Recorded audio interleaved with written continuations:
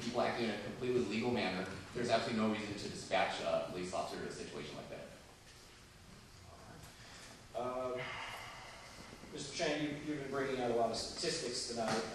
I see you have a copy of John Lott's More Guns, Less Crime, which has been a somewhat controversial book over the years. Some people swear by it, some people swear at it. We've got questions from the audience on both sides of this. I've got a question that asks, what about all the crimes avoided without a shot fired that are never reported and therefore not available for study? Another person said, how do you know that crimes were avoided by this? Aren't the statistics a little bit soft on this? Aren't they somewhat susceptible to interpretation? Not at all. You know, the federal government has conducted its own study about the defense of gun use. According to the National Institute of Justice, this is actually a study conducted during the very anti-gun Clinton administration years. So basically, the NIJ found that there are at least 1.5 million defensive guns uses per year in this country.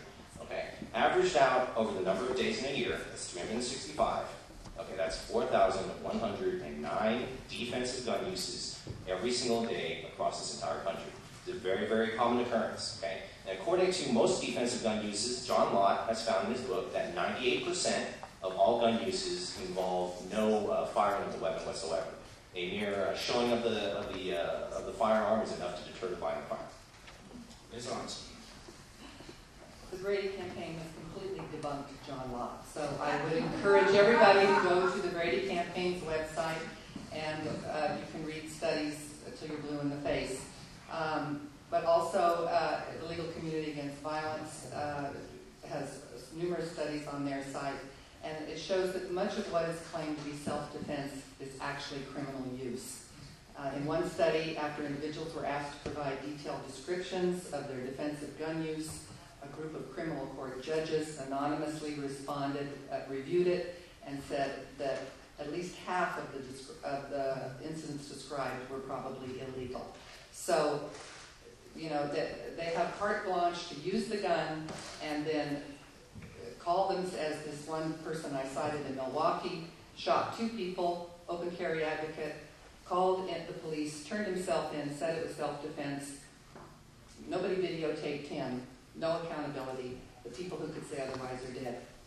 Their families have no recourse, no agency to sue, no police department to take it to, nothing, no accountability. Mr. Chang, brief rebuttal. John Lott's book has not been debunked by the Brady campaign. Okay, it's clearly, he has spent half the book actually debunking their criticisms of his campaign. Half the book. Okay. As far as the Milwaukee incident goes, I'm curious, Ms. Arnson, are you trying to try the case here during the debate, or does this man deserve his day in court? I mean, aren't we all presumed innocent until proven guilty? Is this the court case? Are we about to accuse him of doing something wrong, despite the fact that he's not even sitting here in front of us? To the Assemblywoman, a very blunt and simple question. Avoiding the sun here, I'll try to Sorry. Do you own a gun? How do you propose the members of the public protect themselves? Well, I grew up in a household where there were weapons. It was my father was a career Marine, and so I have done some gun training, and I have, as part of the research on this bill, visited with this California Highway Patrol, went out to their firing range, had them walk me through what they were doing when they confront somebody carrying a handgun. And so I appreciate the information that people provide, and that is the purpose of legislative hearings.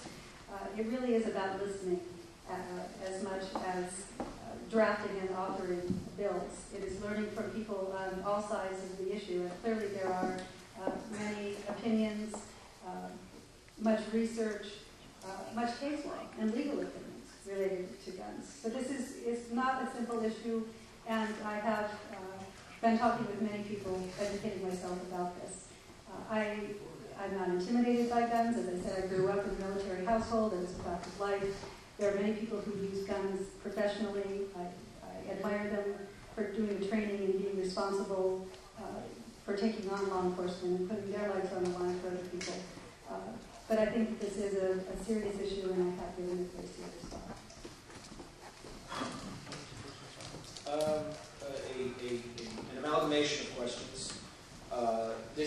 me about a lot of fear on both sides. We have questions, a question from Ms. Arnson, why do you fear law-abiding citizens? Do you believe an innocent proven guilty?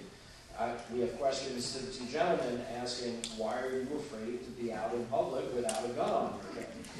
How do we reconcile that fear to have a discussion like this in a constructive public policy building sort of way? Mr. Shahab. From my point of view, I'm not afraid to be in public without a firearm. I do believe that it is a tool at my disposal if necessary. Much as I drive a car, I know every time I drive a car, there's a very good chance that, or there is a chance that I can get into an accident. That's why I take precautions. I put on a seatbelt. I check my blind spots when I change lanes. So just because you do something doesn't mean that you're afraid of it. Every time I put on a seatbelt doesn't mean I'm afraid I'm going to get in a car accident. It's just a smart precaution to take. So that's what I do. Ms. Arnson.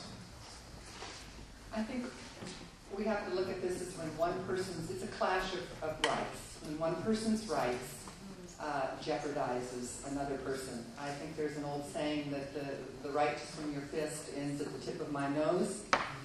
The right to smoke your cigarette ends in my breathable airspace.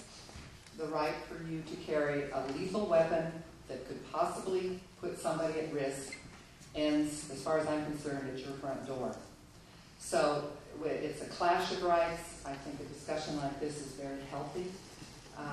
And these ideas need to come out so that people can judge for themselves.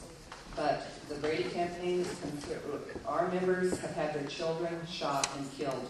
We're not joining this movement, because we have nothing better to do. They've lost family members from unintentional shootings. Kids have shot their best friend because they didn't know there was a bullet in their dad's gun's chamber. So we're operating off of horrible, horrible, tragic experiences. That's what we bring to the table. People who have suffered the fallout of the misuse of guns. Carrying them around in public is a political statement, it's a political act, it's an act of intimidation. Maybe makes you feel safer and more macho, but it does not make the community feel that way. And the community has the right